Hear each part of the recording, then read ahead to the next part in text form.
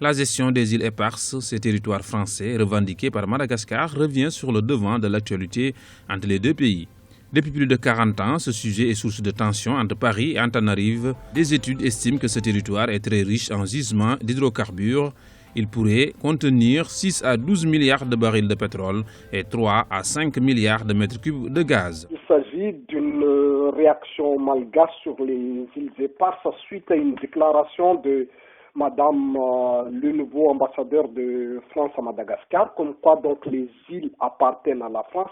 Mais Madagascar revendique puisqu'il y avait eu une résolution en 1979 suite à une demande de Madagascar de ces îles depuis la révision des accords de coopération en 1973 du temps de l'amiral Didier Ratzirk qui a été encore ministre des Affaires étrangères. Et en 1979, la Nations Unies a demandé à la France que les îles reviennent à Madagascar. Donc cette résolution jusqu'à maintenant reste vaine et tant que cette résolution n'est pas appliquée et respectée, donc elle demeure au stade de recommandation. Les autorités malgaches avaient déjà émis l'idée de co-gérer ces îles avec la France afin d'éviter un conflit des îles qui sont situées au sud de l'océan Indien autour de Madagascar. Au début du régime du président Donarmapian, il y a été question de co-gestion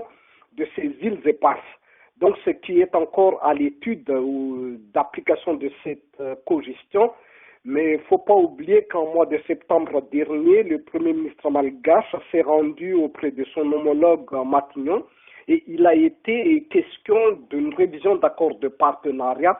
Il se peut donc que le gouvernement, le régime malgache a ses idées.